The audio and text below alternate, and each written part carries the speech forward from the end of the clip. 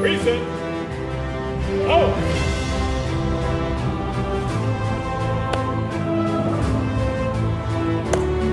Right. Shoulder. Oh.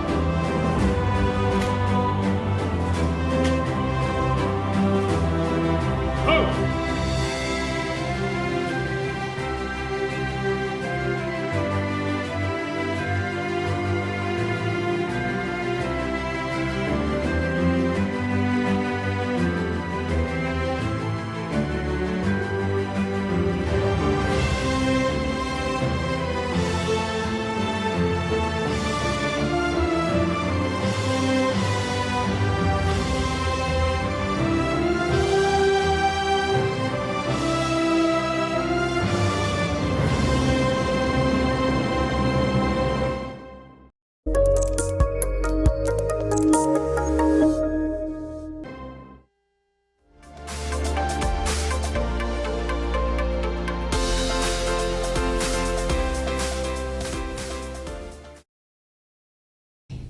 Good morning. Welcome to the Don Bullock Morning Show on WHIG TV. I'm John Check. I'm your substitute host today. I appreciate you tuning in with us today. I want you to know that I'm wearing this Cowboys jersey or sweatshirt in honor of Sam Bass, who dearly loves the Dallas Cowboys. He loves How About Them Boys? And we have a co-host coming in a minute. He will be joining us after we come back from our time with the weather guy, Fred, and we'll look forward to that in a minute. But in the meantime, I hope everybody survived the winter storm yesterday. It felt more like a tropical hurricane to me with all the wind. I don't remember having wind that bad during some hurricanes that have come near us. And I don't know how much rain you got at your gauge, but you'll call and let us know. I would appreciate it. I think we had about 3 inches at our house. And anyway, we'll take a break and hear more about the weather from our guy, Fred, as we come back in about a minute or two. Good morning again. Welcome to our set. Alan Chester, our legislative guy from District 25. Thank you for coming in today to fill in for Roger or Sandra. I'm not sure who you're filling in for. I'm not sure who I'm filling in for. That's right, yeah. I'm filling in for one or the other. Yeah. The big question of the day is, can Dallas make it to the Super Bowl? That's the big question of the day. And you want me to answer that? No. Okay, good. Because I think we've probably come up with two different answers. I'm still optimistic about that. I went out to Dallas a year ago to watch a ball game and was blown away by the AT&T Stadium. 100,000 plus people can get in there. 105,000, I believe, if they add the standing room crowds. And it's like a city within a city. Unbelievable how big it is.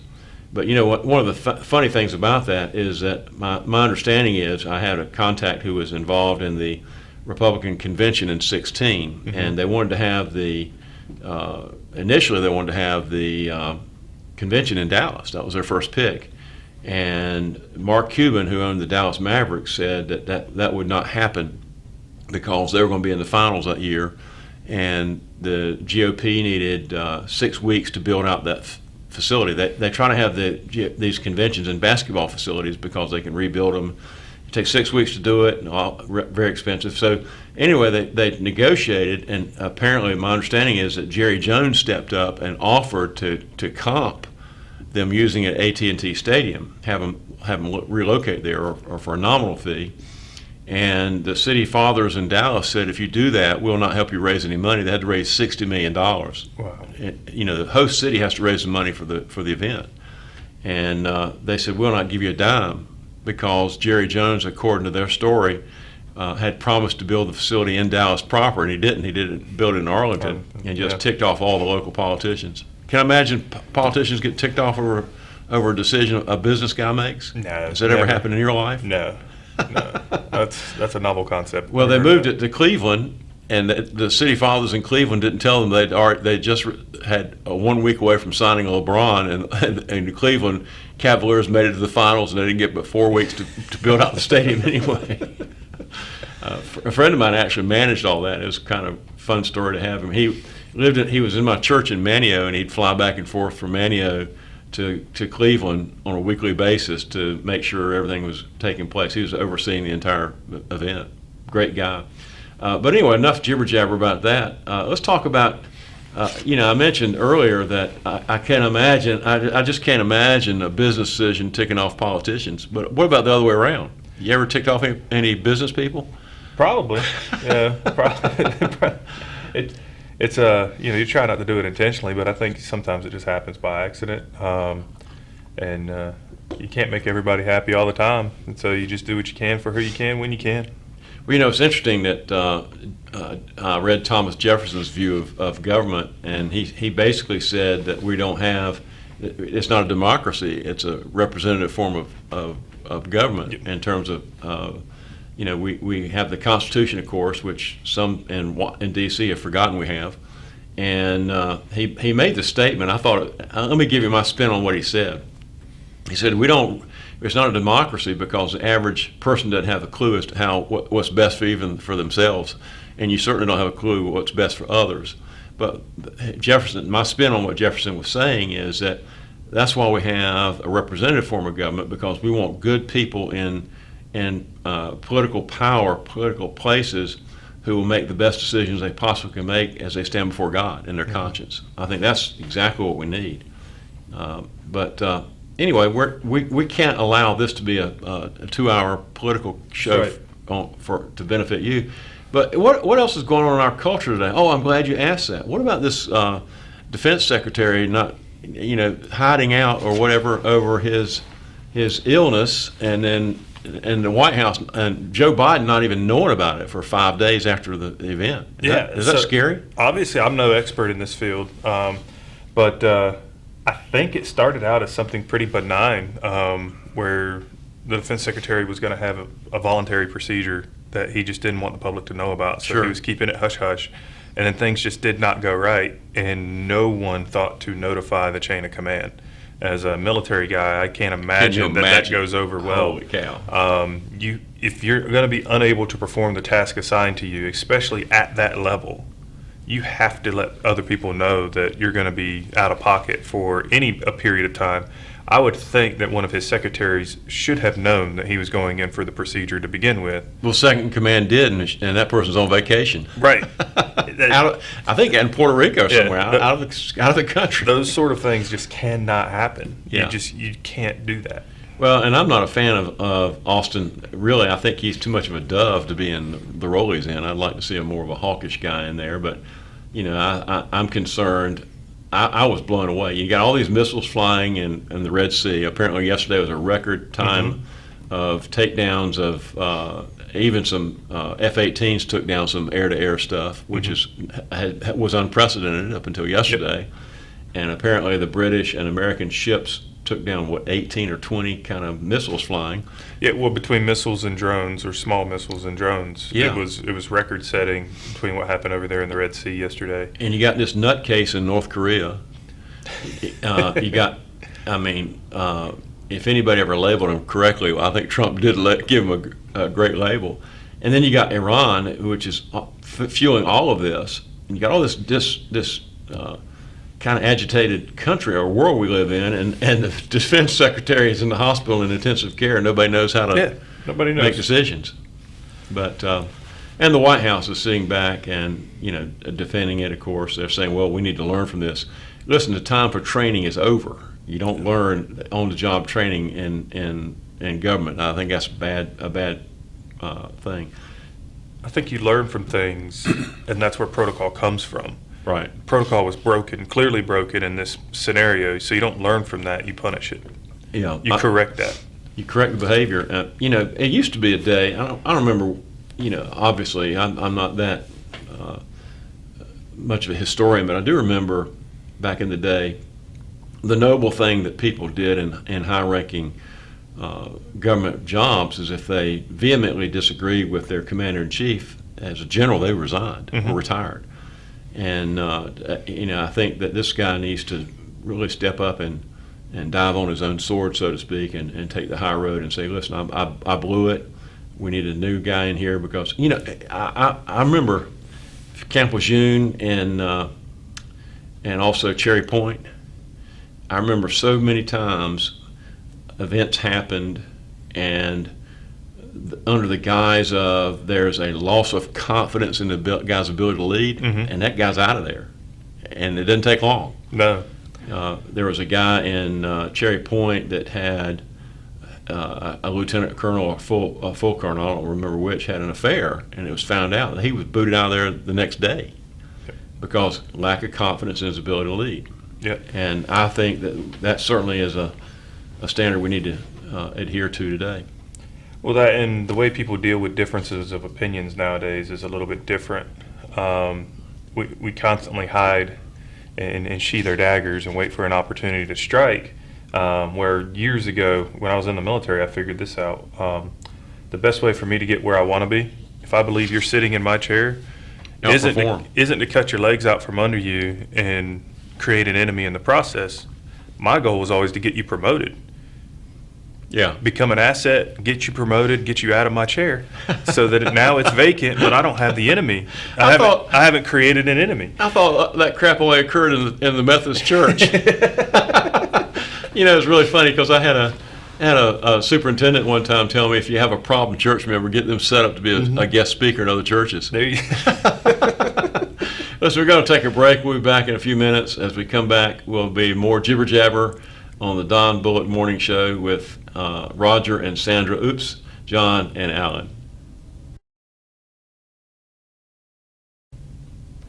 Welcome back to the Don Bullock Morning Show. We appreciate you tuning in with us and staying through the break. You know, Alan, you had some trees down near your house, right? I did. A little small stuff? Just a little small stuff down. I didn't see anything in the roadway on the way in, but definitely blocked my driveway, so it delayed me getting here this morning. Actually, I went in and didn't even bring my laptop or coffee. So. Oh wow. Yeah. That's almost a fatal error. Just computer error. Throws off the morning when you don't plan for it, but it's okay. We're fortunate. I was talking to the sheriff last night, and no loss of life in the county, and so that's fortunate. That's always what you hope for in these scenarios. You can't avoid the storms. You just hope nobody gets hurt, and when they come. And so, I think the county turned out pretty well last night. Had some power outages, but I think even all those have been squared away. So. Well, one of the things I'll say here, I've complained as much as anybody's complained about the Rocky Mountain utility rates and all that, but I'll tell you what, we very rarely lose power. Mm-hmm. And in our neighborhood, I've got this generator all set up, ready to roll, and we've had this house. We bought the house in 2006, so we've had it 17, 18 years, and I can count the number of minutes we've been out of power probably on two hands, less than 10 minutes total. Mm-hmm. We'll have a blink here and there. We'll have something go down, maybe 20 minutes. We'll have something go down, and 5 minutes later we're back up. So, yeah, it's important to remember too. We're preparing for, significant storms with rotations. I was watching the radar. Oh yeah. All through, as I'm sure many of you were, being a former police officer, I remember this vividly. Law enforcement, fire, EMS, and, emergency personnel with the power companies are staging. Oh, yeah. Waiting to respond in the storm.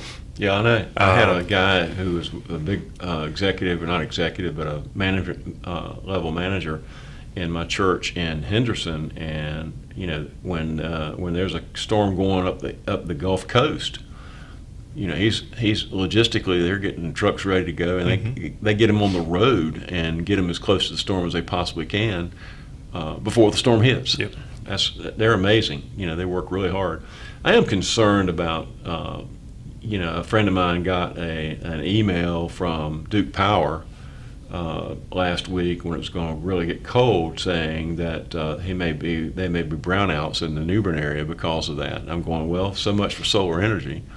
We know that solar, and this is something, a little dirty little secret I learned from our legislative guy several years ago when Jeff Collins was on board, that the average time that a solar panel is effective in North Carolina is 4 hours a day, year round. 4 hours. Mm-hmm. That's averaging it out. And also, I was stunned to learn that solar, there's no way of storing that power. It's either hot or it's not. You'd think that there would be some kind of battery system that they could generate this electricity on sunny days and hang on to it, but they can't. Yeah, that's been the issue with my conversations with the industry. Is it's not a production issue, it's a storage issue. Sure. And so during peak hours, they produce a surplus. There's just nowhere to store that for when they're not producing at peak volume, but the need is still there. Yeah. Especially when the weather fluctuates, whether it gets really hot, really cold. Generally, it's really cold is what triggers the most energy use, because people walk over and tap that thermostat and bump it back up. I wish that were true at my house. I freeze. Yeah, but it's been a storage issue forever, and so I mean that's why at the General Assembly this year we took an all hands on deck approach, which is not overly regulating what's allowed, but just getting out of the way and saying that the industry should use whatever's most effective. Well, when I think about green energy, I know I followed what happened in Texas a couple of winters ago. Maybe it was last winter when they had this real bad cold snap. The windmills weren't generating, the solar panels weren't generating, and they shut the grid down. And prior to all this green energy stuff, Texas had its own power grid, and they were probably the best power grid in the country. But it's not foolproof. And I think when I think of green energy, I don't understand why the technology has gotten so much better, why we're not building some nuclear plants. And you can build smaller nuclear plants and regionalize them, and they're very, very, very, very safe by today's standard. I just don't understand why we're pushing back on that, but that's another conversation for a different day, I'm sure. Talk about, one of the things I was reading, I read a lot of stuff that doesn't matter. Some of the stuff I read, it matters to me, but I don't have any kind of influence over outcomes, certainly anymore. But I was reading about the 25 cities in the United States of America where people are leaving the most. They had them listed in order of people evacuating, and I mean evacuating, I chose that word intentionally. And all but one of them, and let me also say, and the same parallel, almost a parallel universe of the 25 cities with the highest crime rates, and the cities with the highest tax base. All but one, my understanding, all but one are led by Democrats. What can people do to catch on? Are we just that dumb as a nation? I think people are waking up. And what's interesting, if you look at some of those immigration, statistics, is the demographics that are leaving aren't really racially motivated. It's more age. Yeah. So you've got a lot more middle-aged, 30 to 50, maybe 60-year-old people that are fleeing cities in those areas and moving out to rural counties, or moving from, major metropolitan areas to smaller areas. Right. And what that tells you is, you can trick a lot of people when they're young, but as they get older and learn a few things, they realize, no, wait, I don't like this. And what people are actually looking for, they vote with their feet. And so what they're actually looking for is safety, security, and essentially for government to leave them alone. Yeah. And that's why I'm not worried about a government shutdown. Yeah. They can't do any harm when they're shut down. That's right. So where these people are leaving and where they're going to tell the story, and most of the time where they're leaving, where they're going to, big discrepancies are in crime rate, and with some of the local policies based around the enforcement of crime. So they're leaving areas that are getting rid of bail and letting people get out on their own recognizance, and moving to areas that still have bail laws in place. They're leaving areas that are no longer enforcing looting and shoplifting and even some minor assaults. Right. And they're moving to areas that are still enforcing those laws. Right. I understand. That's a piece that kind of gets missed. People want to talk about, Democrat, Republican moving from one area to the other, or break it down. It's not that clear cut. Upon racial lines. The more defining factor generally is the enforcement of the law. Yeah, I understand. One of the things I've watched over time is because I'm a Second Amendment advocate. I'm seeing subtle pushes toward more government control of firearms. The situation that really, to me, was stunning was when this couple out, I think maybe it was St. Louis, husband and wife were arrested because they had a gun and they defended their property during a riot.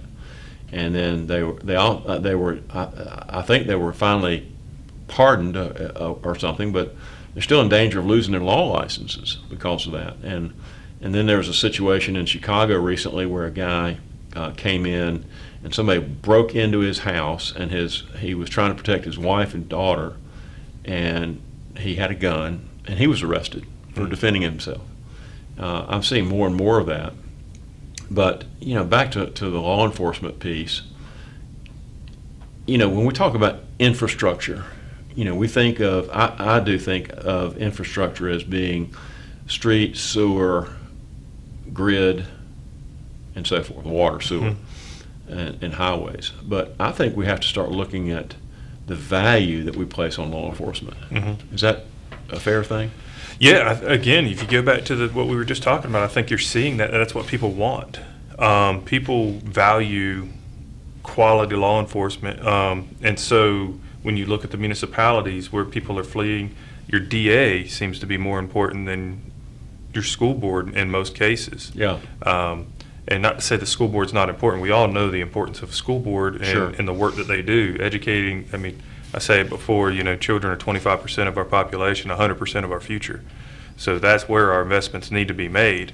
But you really see that, and just the communities will push back if they believe that law enforcement is being disrespected or not being held up. And if they believe that it's going to affect them adversely, they'll leave.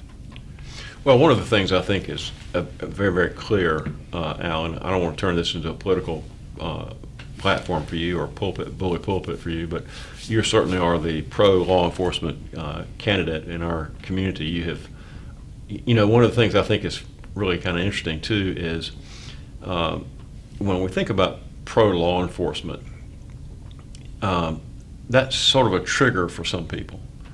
But nuts and bolts about pro-law enforcement would be, in my opinion, which I'm not an expert on anything, I just got a lot of opinions. I'm not right about everything, but I've never been wrong.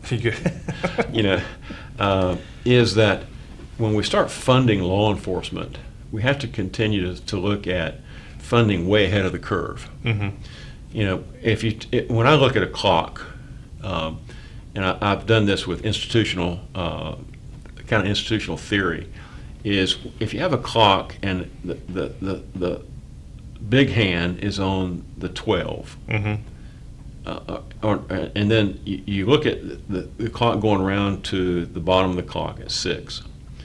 If you're making decisions at 6, you're behind. You have to be making decisions for the future at about number 4 and 5 at the latest, because implementation takes so long to affect any outcome. Yeah. And so when I think about law enforcement, I think about how do you fund for the future, and I'm talking about 20, 30 years from now. And I think Nash County maybe is behind the curve on that already.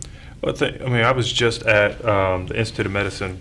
The North Carolina Institute of Medicine has a legislative fellows program, which I was selected for, and I'm honored to be on that.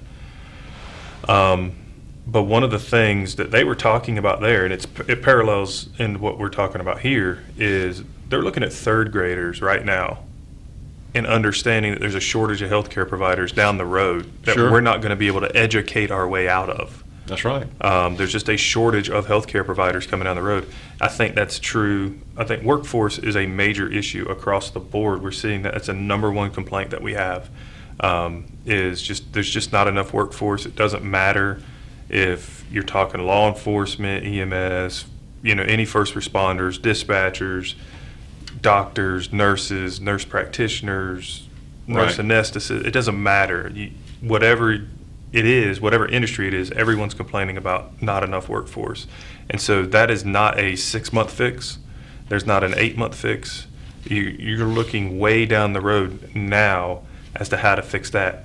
The issue is with everyone competing over the same workforce, retention then becomes a problem. How do you retain what you already have? That's the number one fix to having workforce problems, is making sure you're retaining what you currently have.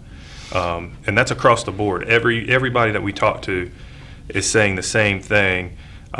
Yes, we have a shortage coming down the pipeline, but if I don't keep the people that I have, I can't do the job anyway. Right. And so from our side of the table, we're trying to figure out, okay, how do we fix the issue that's in front of us right now? You call it a Band-Aid, we call it whatever, but we also have to do it in a way that we're patching the hole to where we can 20, address 30 the years issue 10, Oh, yeah. 15, 20 years down the road.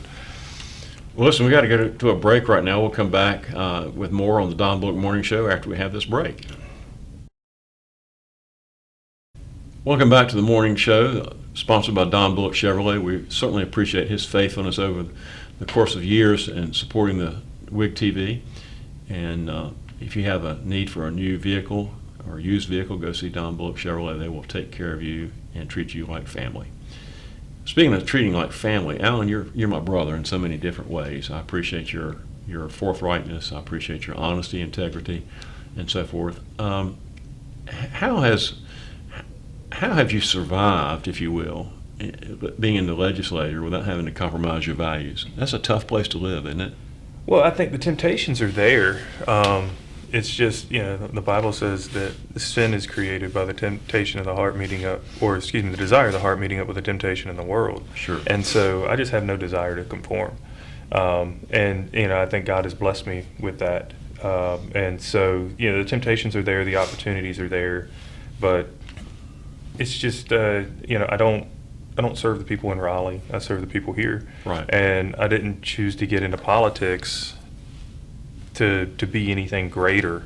I chose to get into politics to serve, and to do it the right way. So you have to be the change that you want to see. Sure. And so that's the simple answer, but it's really It's honest. it's just the way it is I don't want to be like that.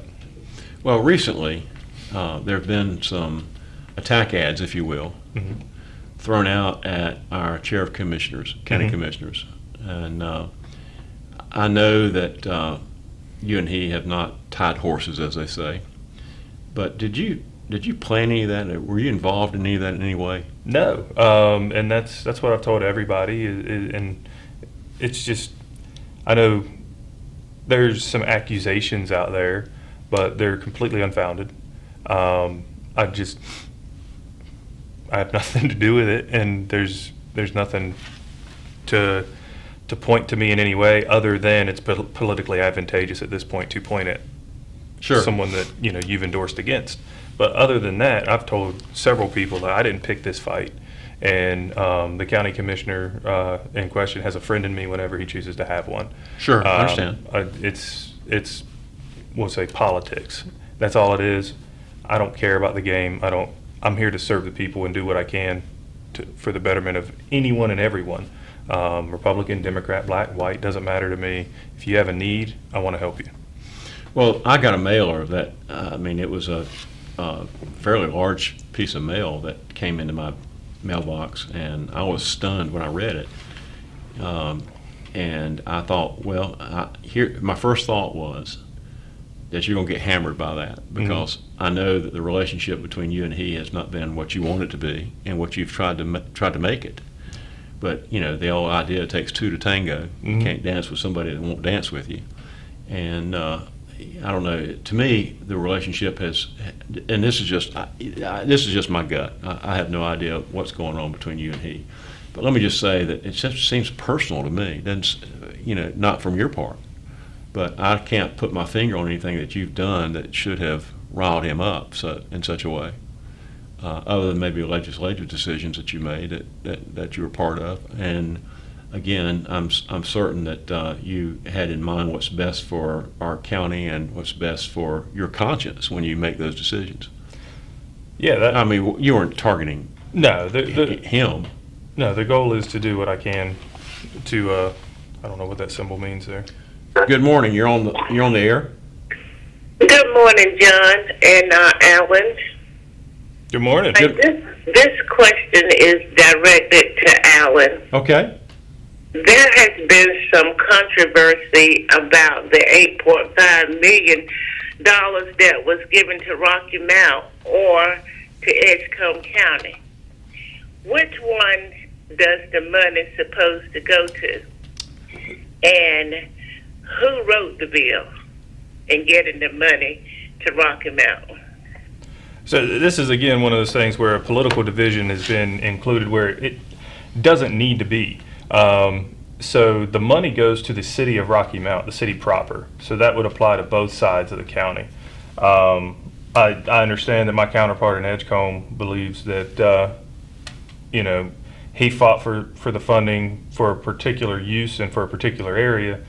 But it's a collective joint mission here that we have. Nobody gets anything done in the state legislature alone. I don't have a vote in the Senate. That's why I depend on Lisa to help me in the Senate. And Lisa doesn't have a vote in the House. That's why she depends on me to help her in the House. And even if we could do it all, I'm only one of 120, so I depend on my counterparts, like Shelley Willingham, to get funding for the area, and as he depends on me to do it for him as well. And so it's a collective effort. The desire to divide people for political gain, I'm just not interested in that. I want to work together as a team and do the best that we can for everyone. So the money in the budget is allocated for the city of Rocky Mount. However, the city of Rocky Mount determines they want to allocate that is up to the city council. Okay, so currently, well, both of you all are saying two different things, and the citizens actually wants to know. And I think whether it's political or personal or whatever, people need to be upfront. Our legislators, our officials should just be honest to say where the money is supposed to be allocated. And it would be nice if someone would just be upfront and just say it, and we can move on as the city of Rocky Mount is a city on the rise. And the other question is, why wasn't Mr. Willingham a part of the photo app that you all presented to the citizens when the money was given to Rocky Mount? That wasn't intended to be disrespectful to Mr. Willingham or Shelley, as I call him. I apologize. Representative Willingham, that was not meant to be disrespectful at all. That was a scheduling oversight that will never happen again. Okay, so will anybody ever come out and put it in black and white, meaning writing, where the money is supposed to be allocated? Because we don't need continuous controversy here in Rocky Mount. Well, the issue isn't in the state legislature. The budget does put it in black and white that the money goes to the city of Rocky Mount. The allocation is for a judicial center and affordable housing, and it's up to the city to determine the rest of it. We're not trying to micromanage the city. That's the issue there. And we're out of time with your 3 minutes. I apologize for that. Great question. Thank you so much for the call, and have a great day. Thank you, ma'am. Thank you so much. We've got another caller scheduled to call at 8 on the dot this morning. Hopefully he'll call in. But that was a great call. And, one of the things that's so difficult is when you look at how things roll, you have all these different influences in terms of how things go, and you really, at the end of the day, have to trust that the right thing's being done. Mm-hmm. We're going to take a brief break here. We'll be back in a minute with more on the Don Bullock Morning Show. Welcome back to the Don Bullock Morning Show. Appreciate Don Bullock's support. We have a special guest on the line with us this morning, our Treasurer Dale Folwell, who is running for the office of Governor of the good state of North Carolina. Treasurer Folwell, great to have you on the phone.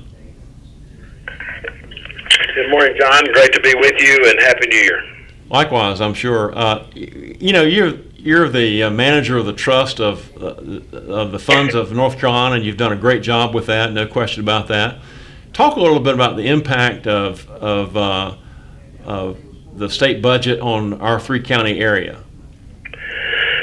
Well, the state budget is obviously very important to all 100 counties, but especially your 3-county area, and it's ironic when people hear this that the amount of money we manage at the state treasurer's office is 8 times larger than the state budget.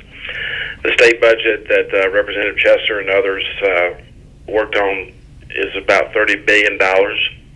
We're managing $240 billion. Wow. And so the budget is highly impactful to the 3 counties, and the responsibilities that we have at the state treasurer's office, especially on behalf of those that teach, protect, and otherwise serve, is also very impactful. And what about the impact of the medical benefits for retirees in our area? Is that something that you can speak to this morning? I'll be glad to. We had a fantastic negotiation about 3.5 years ago for our Medicare eligible retirees, 65-year-olds and above, and I'm one of those, where we were able to negotiate a 0 premium for the member, a $4 a month premium for the dependent. Oh, wow. And before your listeners get all chapped, 0 cost to the taxpayers. Wow, that's pretty incredible. And this is what you do when you take advantage of your largeness. We know when this contract was coming up that of all the big players that were around the table, Blue Cross, United, Aetna, Humana, and others, we knew that whichever direction this contract went in, that one of these companies was going to go from number 3 to number 1 in North Carolina, and probably one of them was going to go from number 1 to number 3. Oh, wow. On our decision. And it's funny, when you take advantage of your largeness and you're always evangelically focused on what you're supposed to be doing as a public servant, which is have a loyalty and duty of care to the members and the taxpayers, it's unbelievable what you can accomplish. And that is for our Medicare eligible retirees over the age of 65. And we're very proud of that.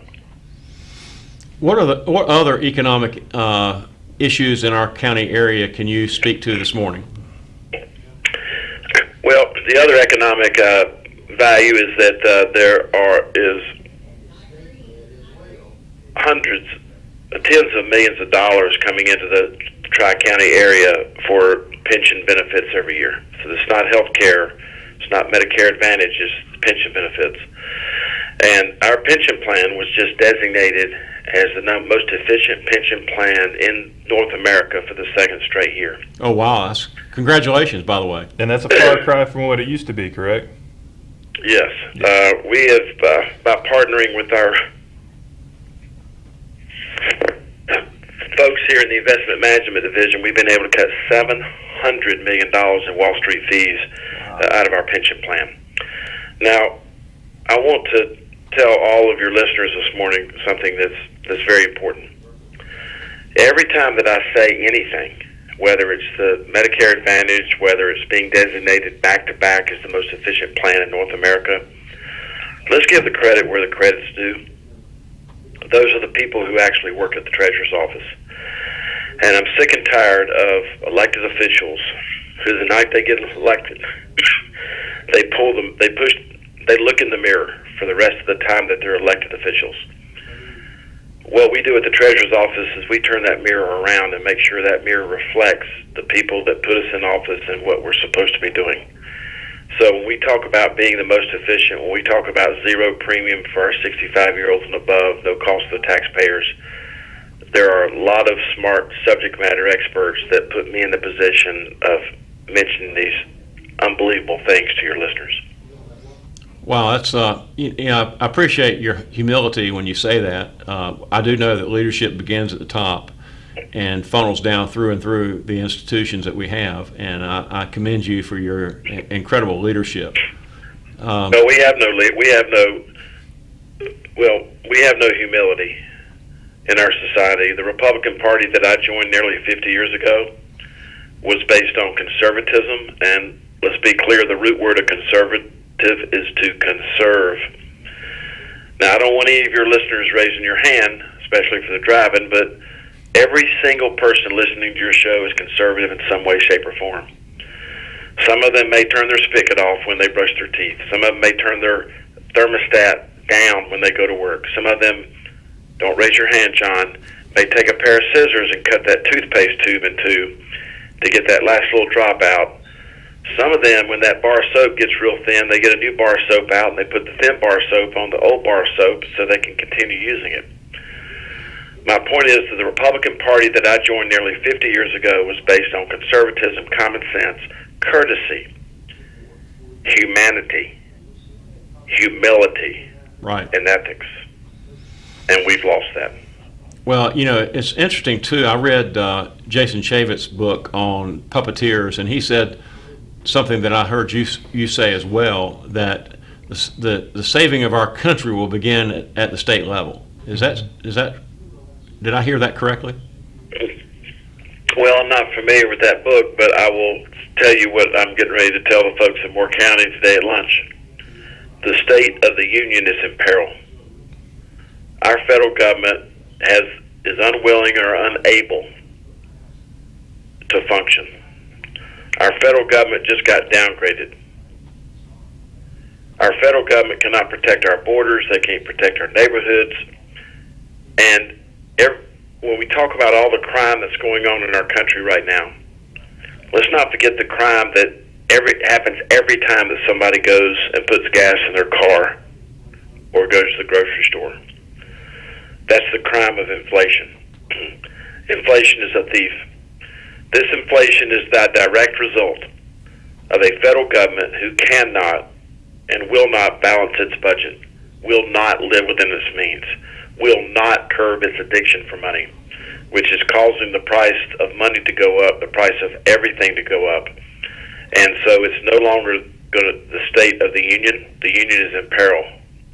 It's states of the union that's Right. going to save our country.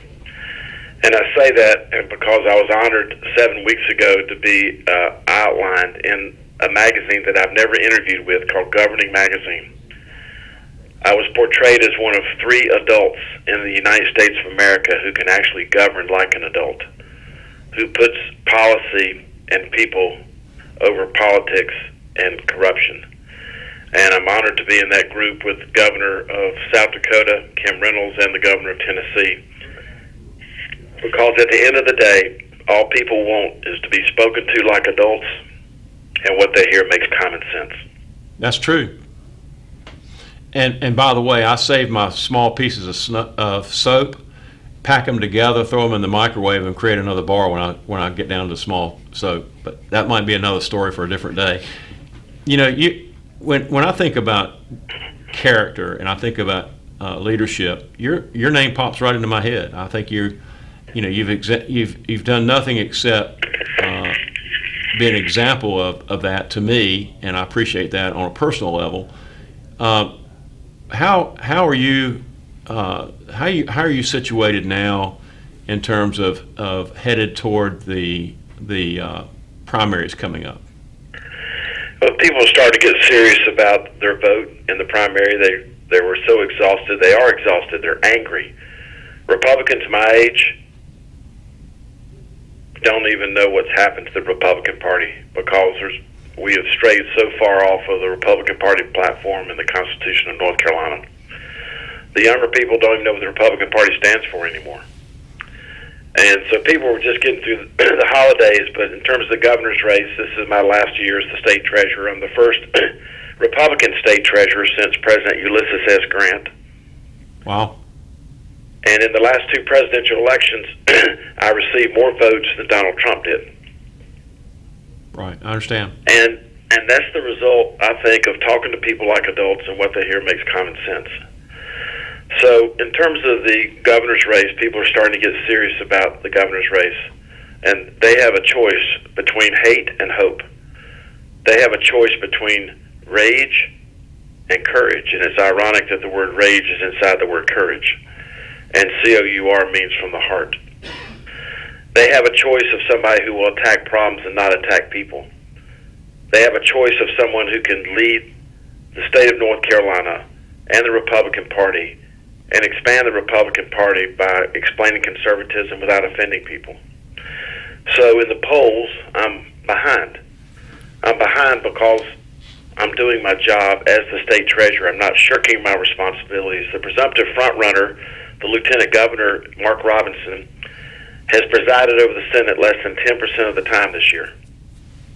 Alan knows that the Constitution says that the only really responsibility of the Lieutenant Governor is to preside over the Senate. So he's a shirker. He doesn't show up for work. When we have such a shortage in the highway patrol right now, we have an employment crisis in our state at all levels. He has 4 highway patrol assigned to him only while he's the Lieutenant Governor. And he gets driven around in a black car all day long using state assets, state troopers, and state gasoline campaigning. So I don't know where my poll results could be if I actually have people driving me around all day long for 3 years campaigning. But that's not what I put my left hand on the Bible and raise my right hand to do. So that's the choice that people are going to have coming up into the primary on March 5th. And as far as ballot strength, I've already mentioned that I got more votes than Donald Trump did in the last 2 presidential elections. On the same ballots was Josh Stein, who's the Attorney General, who's also running for governor. I got 562,000 more votes than he did. Wow. So people can actually look at the numbers. You can't manage what you can't measure. And understand that we have a real opportunity to elect a Republican governor this year. And I believe this is the last opportunity to elect a Republican governor in my lifetime if we nominate the wrong person. Well said. Listen, we're out of time today. I certainly appreciate you calling in. Speak one more time to the cash that is in a lockbox somewhere that people can get to if they know how to get to it. Very quickly, nccash.com. We've been able to smash all records thanks to radio and TV stations like yours getting the word out. At 5:30 this morning, I responded to an email from a person that I saw at a Durham County Farm Bureau event who thought it was a scam. He sent me a copy of a check he just got for $4,139.27 out of nccash.com. All of your listeners, all your advertisers should go to nccash.com, check their name, maiden, kids, parents, grandparents, Little League baseball team, PTA, their business name. Yeah. They are going to be shocked the fact there's $1.3 billion sitting at nccash.com. The money stays there forever. There's no charge to look it up. There's no charge to make a claim. And I know you have a listener or two who is from another state. Every state has the equivalent of nccash.com. And I appreciate the opportunity for me to tell your folks about this program, just another valuable reason to listen. And also to applaud the people at NC Cash who work for the Treasurer's Office who have smashed all records by getting $110 million back in the hands of the rightful owners this year. Well, I check it every week, and I still haven't seen my name.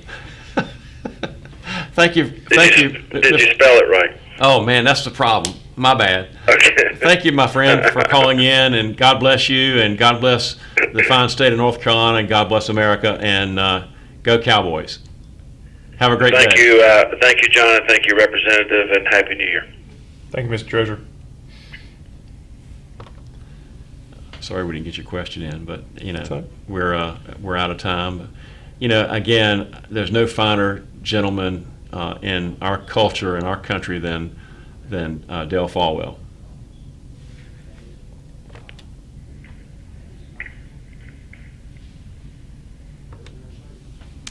Anyway, we're out of time here. We'll go to a brief break before we come back with a real estate hour or time on the clock here. Again, thank you, Mr. Folwell, for a great interview.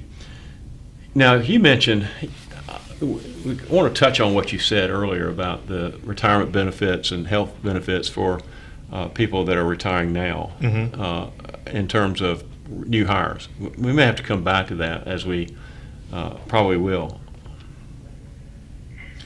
Sam Parham, you're on the air briefly. Go ahead. Yes, I just wanted to ask Alan 2 questions. Number one is, why does Nash County stay as a Tier 1 county? I mean, is that just due to bad luck, or just what is it? And the second question I have is, does he think the casino stands a chance? And I'll hang up and listen. All right, thank you for the call. All right. I'm going to answer in reverse order. So it's easier to say, to answer the question, does the casino stand a chance? I have no idea. I know that it did not make it to the floor, didn't make it to a committee. It's important to remember everyone was debating an email. It was draft legislation that was in an email on the Senate side, and I was just a knucklehead that was willing to come out and try to explain what the legislation said to the public. And so as far as I know right now, there's nothing moving on that front. However, I always put this caveat in there. The finance package that was in the budget that we passed takes our state income tax down to $399. To go beyond it to the $2.499 that people are advertising and talking about the potential that we could go to, the revenue projections in order to meet those triggers did include revenues that were assumed to be generated by casinos and VLTs. So I think the conversation is still very much alive. I just haven't been privy to any of the conversations, if there are any ongoing currently. So I think that it could come up. When it comes back up, I don't know.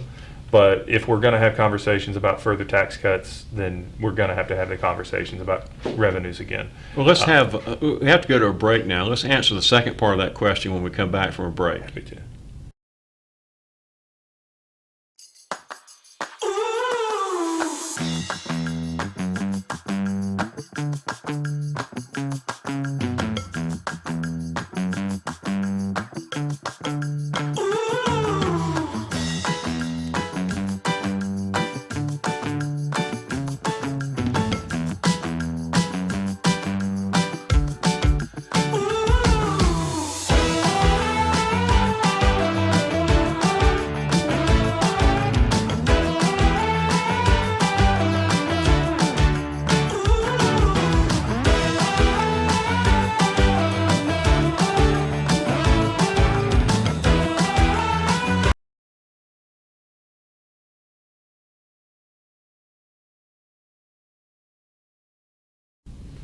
Good morning, everybody. Thank you for joining us, and Happy New Year officially. Since the last time we were here, it was just before New Year's. As you can see, Trevor looks a little different today. So Trevor had to be away today, so we have the next best thing. Jay Hooks is here. Jay is Trevor's business partner and owns Moorfield Real Estate. And Adam Bartholomew is a well-known name in our community as well, and he's with Moorfield Real Estate. So the three of us today are going to try to do it, as well as Trevor is usually here with us. So we're going to get right into it. I feel like you've probably seen Jay's picture, seen Adam's picture, heard their names around town. So this will give you an opportunity to learn a little bit more about them and what made them interested in real estate, how long they've been doing it, and why you should trust their names when you see them. So Jay, you're going first this morning. Tell us a little bit about yourself and how long you've been in real estate. Well, I'm in my 16th year in real estate, and I was in the insurance business for 5 right out of college, and spent 16 years in the automotive sales industry. Okay. And I think the two of them kind of prepared me for making the move, and I thought about real estate for 10 years before I actually made the move. You hear that so often. Obviously, that was the case with me too, and you thought it about a little bit before too. Yes, I did. Yeah. Sure. Yep. Yeah. The real estate move was very easy for me. Okay. I've always thought that I would like to do it. So when I had the opportunity to switch, I met Ken Moorfield at an open house.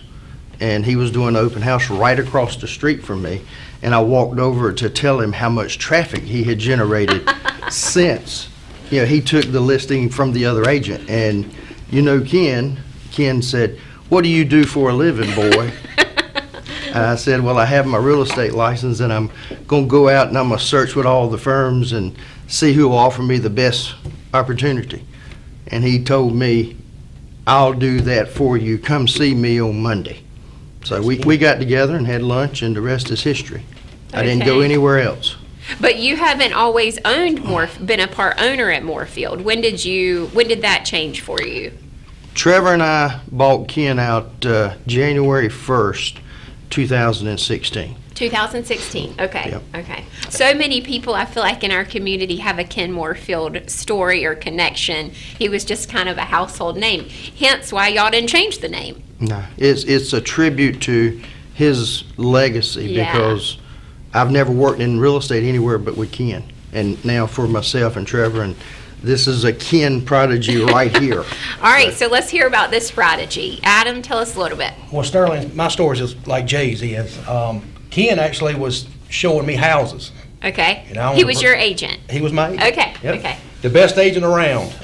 My mother-in-law used him, and her mama used him. And Okay. I didn't have a choice. I had to use. So He wouldn't have had it any other way. That's right. That's right. So I ran a bread route for 9 years. That kind of taught me discipline and things. So when I met Ken, he saw something in me that I didn't see. It almost makes me emotional now, but he saw something, and what he had a gift of is taking something and making it. If Absolutely. I listened and did what he said, and now I'm here, and I'm thankful for it. So. And what is he? What's he in our community? He is the top agent for the second straight year with Moorfield Real Estate. So congratulations to Adam. That's right. Yep. That's I- right. I That's remember- a big deal. I remember when Ken found Adam. Oh, he had to come and sit down and talk to me and tell me all about Adam Bartholomew. So wasn't long after that he was joining our team. That's awesome. Well, both of you are household names, though, in our community.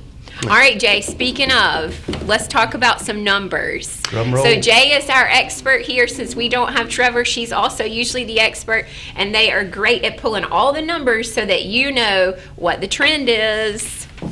Well, I think the overall consensus, when you're in the real estate business and you go somewhere socially, everybody wants to talk about the market. So true. How's So the market? true. How's real estate sales?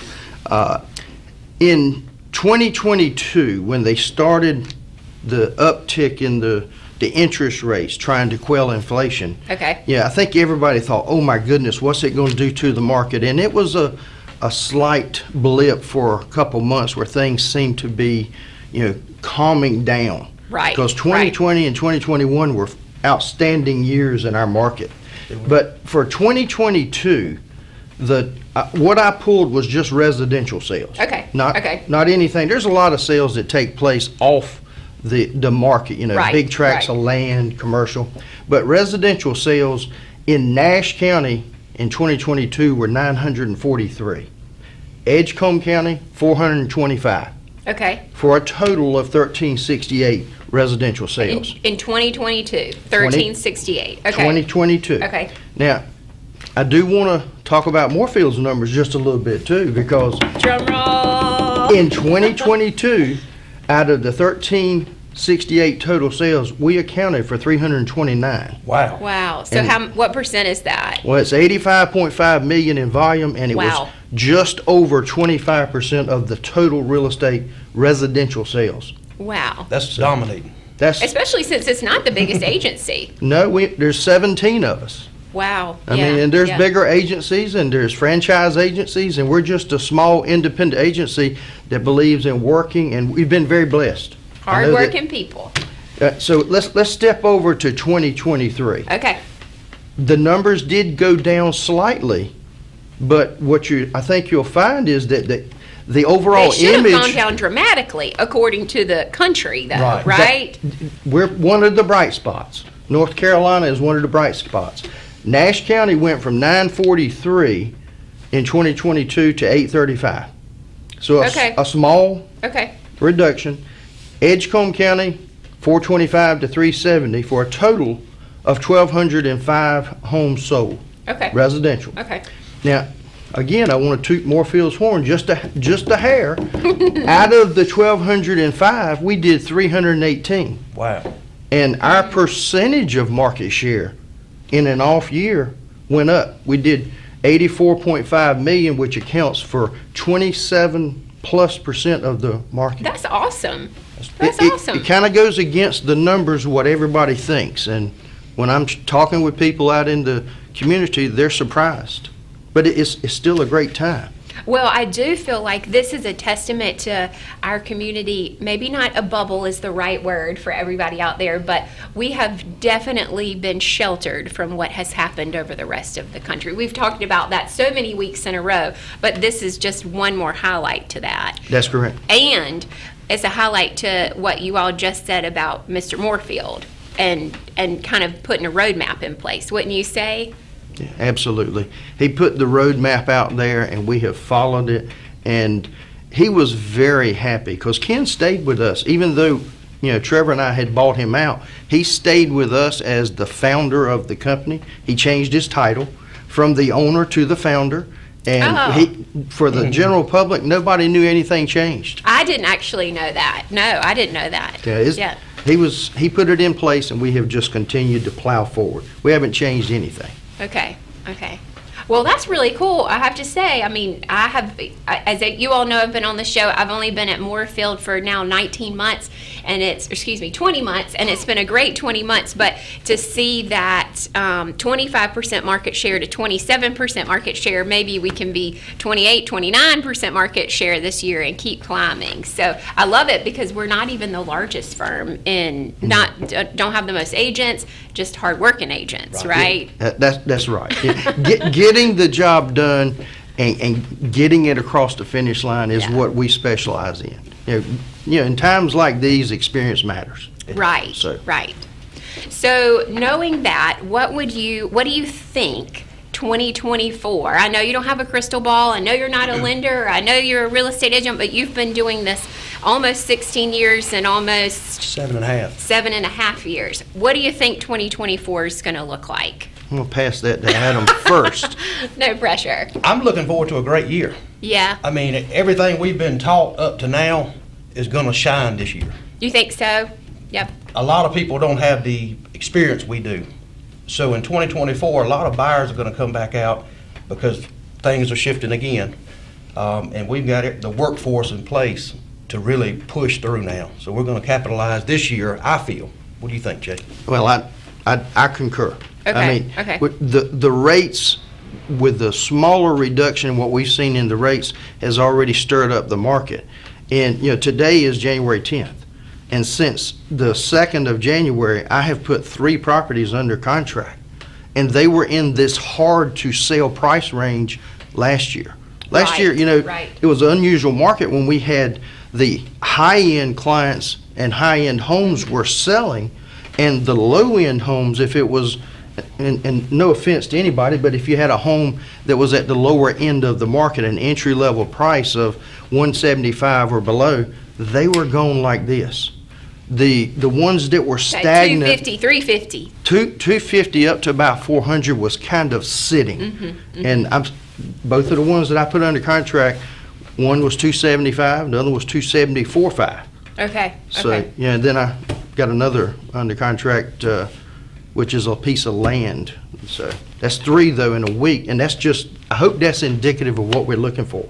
It's a sign. I know you've already Yeah. sold some this year too. Yeah, I've put 2 under contract so far this year, and I'm sure you've got other multiple, yeah. multiple under contract. A lot of so- listings coming out too. A lot of people waited till after the first. I and totally agree. That's going to stir up too.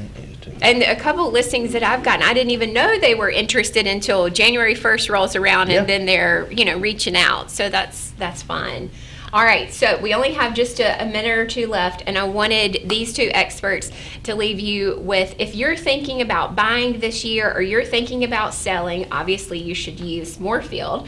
But if there was a tip out there that they could give you, I wanted to leave you with that nugget for the next 2 weeks. So, Adam, what would you say?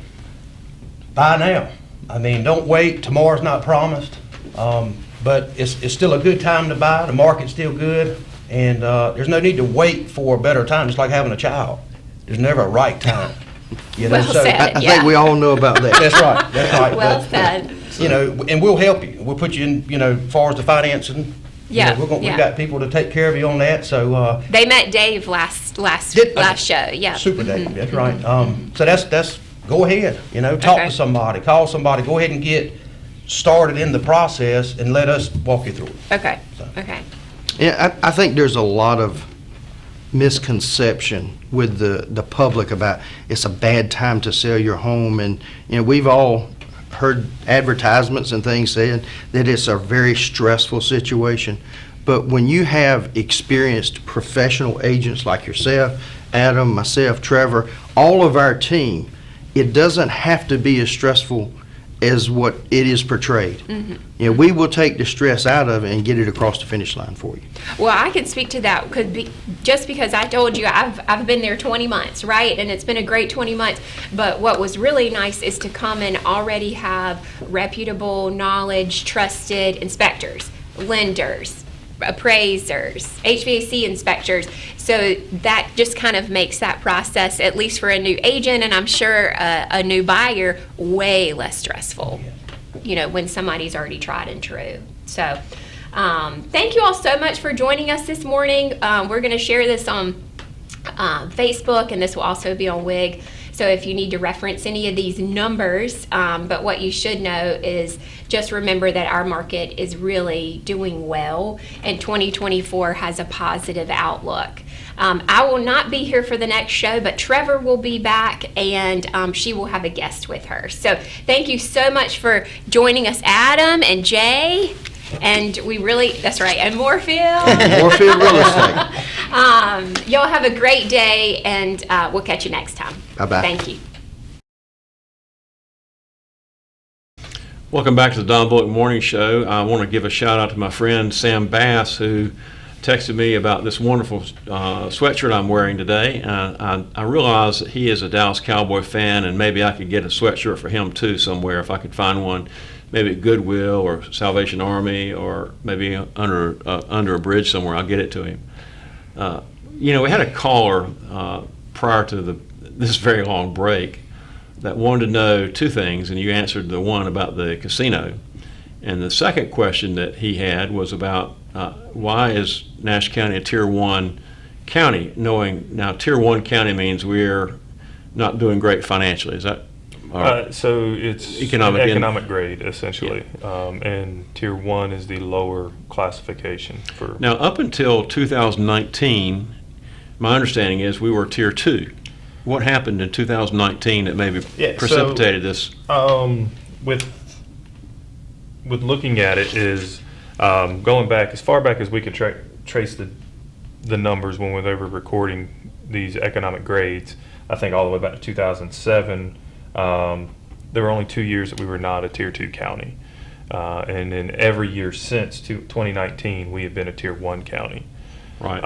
And I think what happened at that point was we were part of a gateway organization called Gateway Partnerships, which was a regional think tank for economic development. Sure. And in 2019, Nash County broke away. Now, there's still some municipalities within Nash County that are still part of it. I believe Nashville's part of it, and Rocky Mount. I don't know Sure. all that encompasses that or that decision. But I think since then we've taken a more isolated approach to economic development, and that's, I think, played a role in where we are now. At the state level, when we look at economic development, we even look at it as a regional thing. Most employers don't hire from a single county. Most people don't even look for employment within the county they live in solely. They will look in a region. Normally, you know, for me, it's like, okay, what's within 50 miles or 50-minute drive time, an hour drive time of my house? And so from an economic standpoint, it just makes sense for us to plan that way as well and take a regional approach. And I mean, there's some benefit to that because you can pull resources together and look at your community partners and your regional partners and build relationships there instead of, you know, constantly competing and fighting. Well, I guess that's the answer that Sam was looking for. You know, I don't know what caused the the county to pull out of that partnership. I do know I was told by one of the leaders of our county that the county thought they could do it better themselves if they just had their own economic development person come on board. Do you know if that's paid off or not? That predates me by several years. Okay. So. Well, again, I appreciate the call, and once again, we're enjoying our time together. I think that the perception that I have is that Rocky Mount has been moving in a positive direction in terms of economic development. You see the CSX event here. We have all kinds of stuff in the hopper. Kudos to Norris Tolson, who worked, in spite of party affiliation, worked hard to bring people together to make things happen in our county. Now, he had some success. I appreciate that a lot. Norris Tolson is, in my book, a fine man. I don't know. I don't care about his politics. I've been reading a book by Tyrus. You know who Tyrus is? And the name of the book is Nuff Said.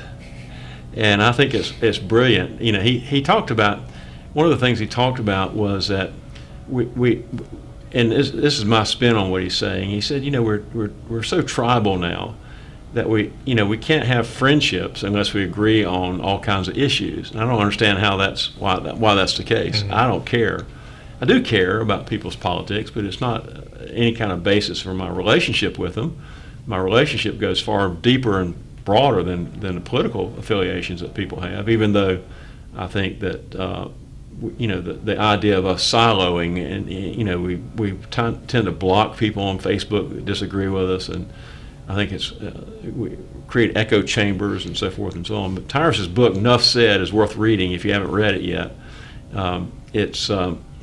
Tyrus is a former college football star. He also played in the NFL for a short period of time, and he's just a great human being. I catch him occasionally on Gutfield at nighttime when he comes in at 10 o'clock on the Gutfield show. He's there a couple nights a week. He's got his own gig going now in terms of comedy act, and which maybe you and I should do a comedy act. I think that'd be hilarious. Well, as long as you wear that shirt. Oh, ooh.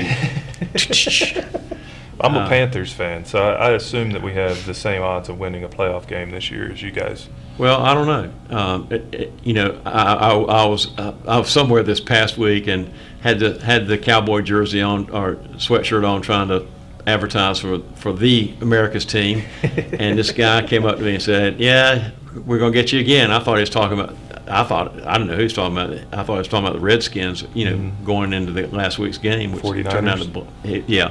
And I said, "Don't talk to me about the catch." Oh man, he brought it up. I go, "The catch." Oh, holy cow! Yeah. But anyway, we're about out of time today. I appreciate you coming in. I know it's. Thank you for having me. I know you're very, very busy, and I appreciate your insights into things we're talking about.